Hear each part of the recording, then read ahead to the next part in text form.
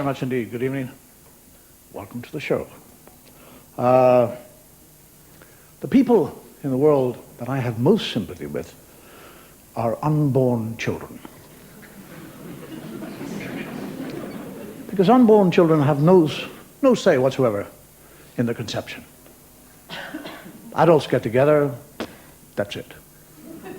They're on the way. They make the most incredible journey from the safety and security of the womb, and they make it out into the world. It is an extraordinary journey. It would make any potholer proud.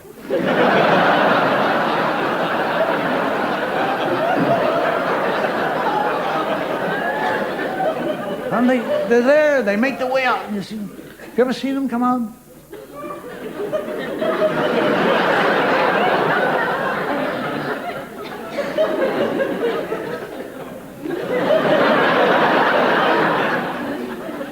Followed by the umbilical cord. They're about to make their first bungee jump. And somebody cuts the cord. You're cooed over, you're oohed over, you're awed over. You're taken home. The extraordinary thing with parents, they feel this necessity to wrap babies up. They wrap them up like mummies. First thing they do is put a little nappy on them, then a little vest, little woolen vest, little woolen hat, woolen jacket, woolen trousers. Then they wrap them in a blanket. Then they put them in a pram with 2 or 3 other blankets on it. And there's a hot water bottle in there. And the kid is in there going, shit, what? Oh, for Christ's sake, it's so hot. So he starts to scratch himself. And people say, he's scratching himself. Got to stop that. Put mittens on him. And his body's going mad, and he's got the... So he starts to cry, and people say, why is he crying? He's crying because he's bloody itchy, and nobody will understand it. I first began to discover an intelligence in children, baby children, tiny newborn children, when I looked after my nephew. First looked after my nephew. And we were sitting in a park. He is in a pram. And his parents have bought him the regulatory rattle, the compulsory rattle. Every baby in the world has to have a rattle. We assume that babies rattle. We never say to a baby, hey, do you like the rattle? We give him a rattle. You as an adult, could you take it? Every 2 or 3 minutes, some arsehole coming up and going... You'd be a screaming lunatic. And I watched this nephew of mine sitting there, and everybody used to come and go, ooh, woogie, woogie, oogie, loogie, boogie, buggy, buggy. And then they pick up the rattle and they go... And then they put it back in the pram, and off they'd go. And he'd pick it up, and he'd throw it out of the pram. And some other arsehole would come along and pick it up. Did the baby drop the rattle? And they'd go away. And this could go on for hours, and I'm beginning to think, maybe he doesn't like it. Maybe he's trying to get rid of this bloody thing. And I tested it out. I left it on the ground, and I saw this fella come along and pick it up and go, and I saw the kid's face. He can't speak. He's thinking, stick it up your arse, but don't put it in here.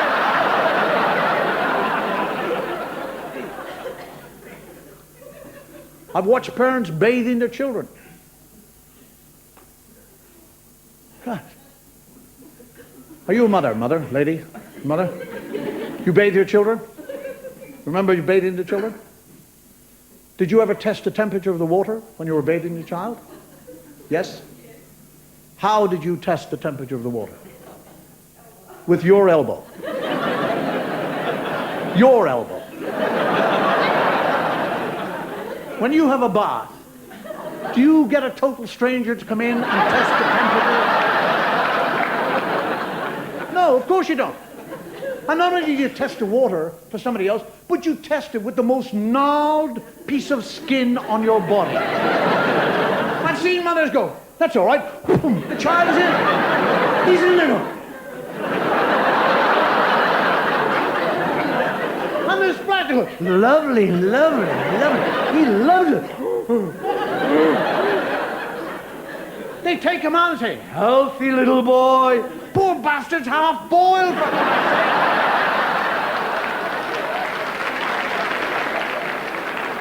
When you fed, you remember feeding your child? Solids.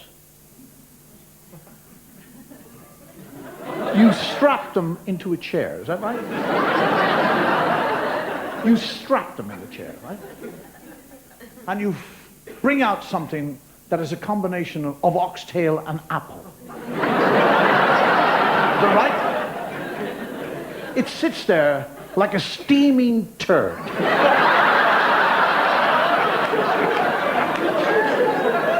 Now, half the joy of food is how appetizing it looks.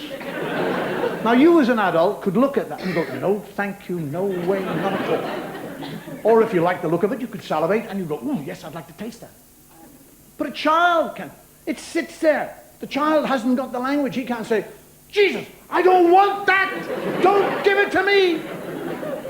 But he shows you, he tells you, by every instinct of his body language, he turns away. And the parents will grab him. And he's doing, and they squeeze each other. I've seen him go.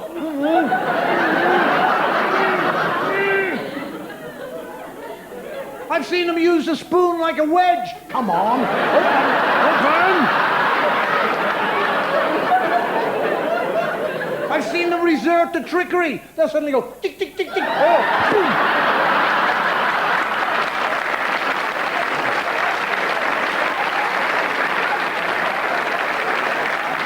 And even when it's in, even if the child, he still doesn't, he spits it out, for Christ's sake. I mean, if you spat out food as an adult, I would assume you didn't like it. The child goes, and they scoop it up. They scoop it out of the chest, the chair, the floor, whack in again. And the child is waiting. The child's not an idiot. The child is waiting. He's waiting for that moment when you pick him up. And you start to bang him on the back to bring the wind up. He's going to bring more than the wind up. Oh, Jesus. All the mythology about food, all that crusts and her curly hair and carrots and fish. I tried it. I used to eat fish because I was told to give me brains. Carrots wouldn't let me see in the dark. Jesus, I walked into more walls. I was such a brat. Cabbage, let me tell you, I do not like cabbage. I've never liked cabbage. I hate cabbage. Now, I would totally accept, if an adult said to me, I do not like cabbage, I would accept it. Why can't they accept a child saying, I do not like cabbage? My mother was always putting cabbage in front of me. I don't like cabbage. Yes, you do. I don't. Don't argue with me. You're just a selfish little child. You think of nobody but yourself. Now eat your cabbage. Think of the starving children. They always bring those bastards into it, don't they? I used to say, well, put it in a bloody envelope and send it to them. There's the eating habits of children. My brother was a very, what I would call, my mother wasn't a terribly good cook. My brother was probably a bit more honest than the rest of us. He was finicky about his food. He used to just kind of move it around the plate. Didn't eat it, just used to kind of circle it around. And we had about 4 dogs and about 5 cats. And he suddenly go, and a big... Well, a dog would catch it in the midair and go,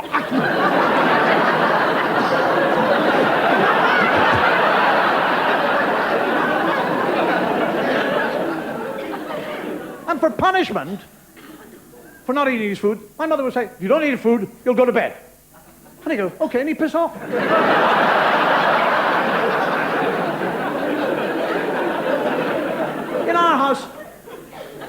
was called punishment. I grew up to that.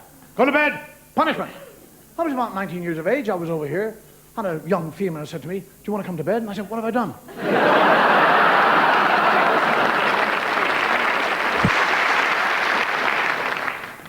My name is David. Now, David in my family came 3 different ways. There was Davy, there was Dave, and there was David. There was 3 different ways of approaching me. Davy, when my parents said, Davy! Davy was safe and warm and comfortable and untroubled. Christmas was nearby and birthdays. Davy! Where are you hiding, Davy? Come on, Davy, come on out and see Daddy. Santa Claus has bought a lovely thing for you, Davy. I felt totally safe. Dave was more grown up, more adult. Dave, you did a very good job in the garden with me today. I'm very proud of you. Thanks a lot, Dave. Mother, your son Dave is a good kid. David, totally different. David! David! David! David! David would clear constipation at 300 yards. I used to wear those elasticated trousers, which were always slipping down because I was always running around. Little kid running around. And your belly comes out, and the vest goes up, the shirt goes up, the trousers go down. There's a kind of exposure of belly. My mother couldn't stand this. Come here, David. I'd stand in front of her, and she'd lean forward, and she'd pick me up by the sides of my trousers. And I would be suspended in air, and she would be juggling me back into the trousers. Whatever testicles I had, they were coming out of my nose.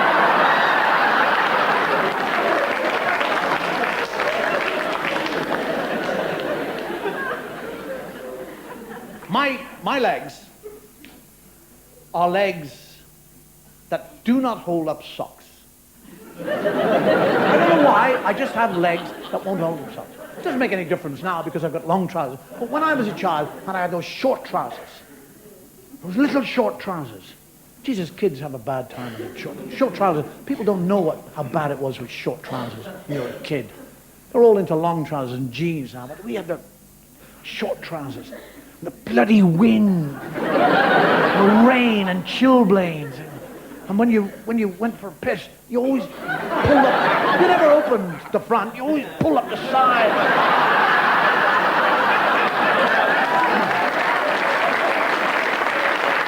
Always little dribbles all down your leg. Frozen, little icicles of urine. But my legs, the socks, they always used to I'd pull them up. And for some reason or other, this used to drive my mother absolutely bananas. Pull up your socks. Pull them up. Don't walk around with your socks like that. Pull them up. And I'd pull them up in 2 minutes. Pull them up. I did. No, you didn't. If you had to pull them up, they'd be up. She went out and made garters. She made garters that were half the circumference of my leg.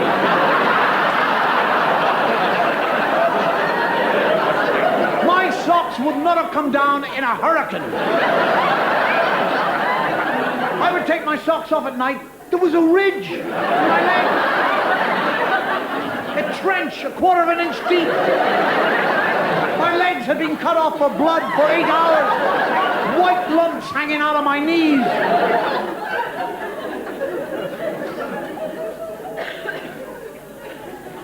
And all that, the flattening of head and hair. And do you remember this? My mother used to say things like, I'd be standing there beside her somewhere. Where am I?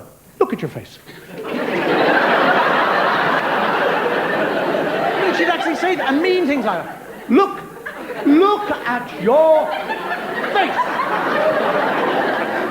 When I do it, I go. You know, don't you get. Don't you get cheeky with me. Don't you get cheeky with me. Your face is filthy. It's filthy. It's covered in dirt. You're a dirty little boy. I told you to wash your face. No, you didn't. If you'd have washed your face, it would have been clean. You're just a dirty, filthy little boy. And then she would go into her handbag, dig around, and come out with a handkerchief, a mucus-covered handkerchief that has been sitting in there for years. She spits on her handkerchief and proceeds to wipe her spit all over my face and calls me a dirty little bastard. Dirty little bastard.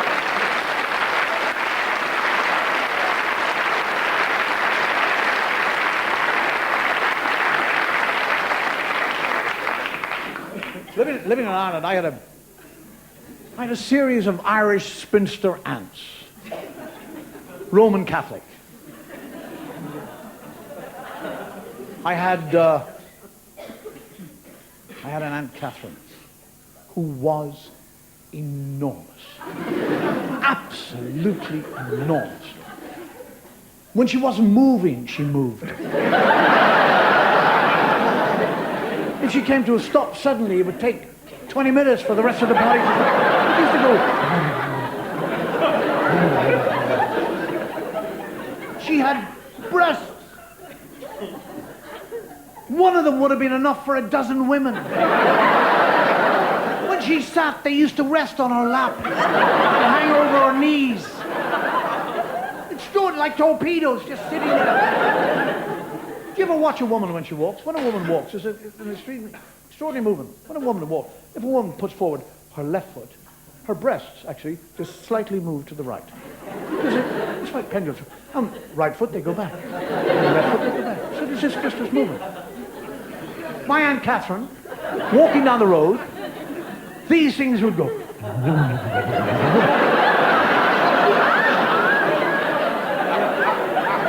And they'd reach this point, and they'd come back at a greater speed. And they would just go backwards and forward. I used to follow her down the road. There would be pedestrians being knocked into the bloody road.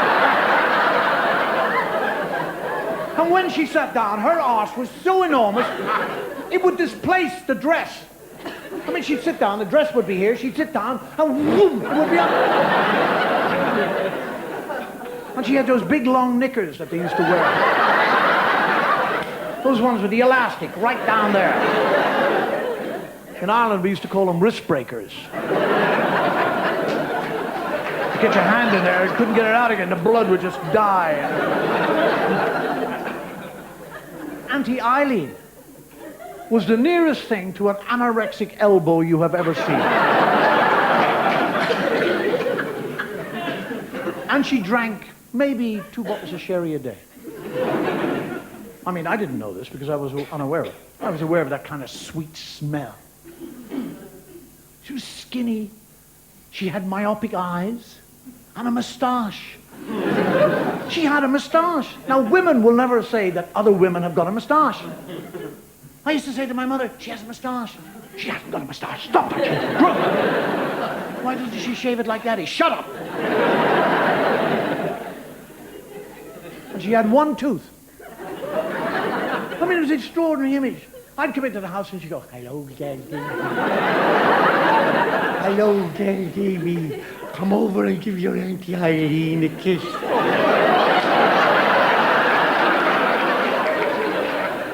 And my mother would say, kiss her. Hello, mother. Kiss her. Oh, hi. And I had an Aunt Cissy. Cecilia, she's called Cissy. And Aunt Cissy had a nervous tick in her cheek. Now, this tick was caused by 2 things. 2 things would activate this tick. Now, I have to go back a little bit. We had a dog called Foxy. He was an old mongrel dog. And in the 16 years of his life, he had never been laid. So come 16, he was totally frustrated. He'd taken to humping trees. He would be on an oak. He'd be sitting on an oak. Or he'd have the back wheel of your bike. While you were on it. Cycling down the road. And the first time I realized that my mother was an intelligent woman, I walked into the house one day, and he is humping the leg of the table. This dog is humping the table. And I said, Mommy, what's Foxy doing? And she went, he's helping Mommy polish the furniture.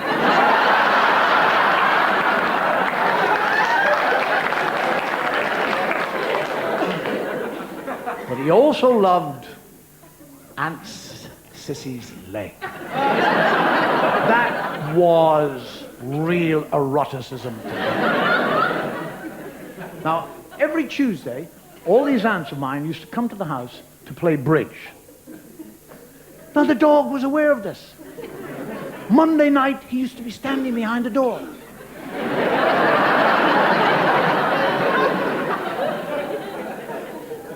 Ten o'clock in the morning, he's salving. 2 o'clock, my Aunt Cissy would arrive. She'd come through the door. He was on the leg.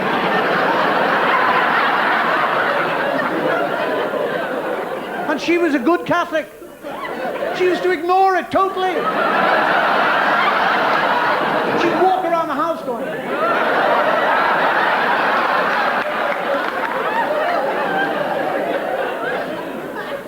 "Oh, you've had some new curtains, Gee."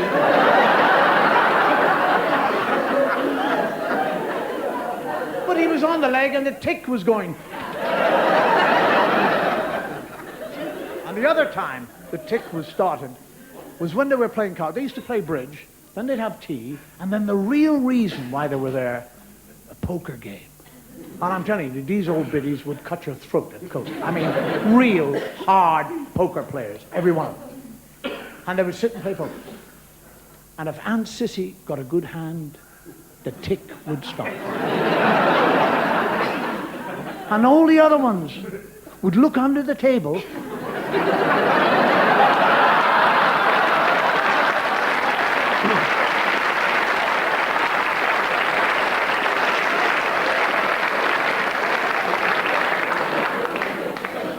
And if the dog wasn't there, they'd throw their hands in. That poor old bitch never won a hand in her life.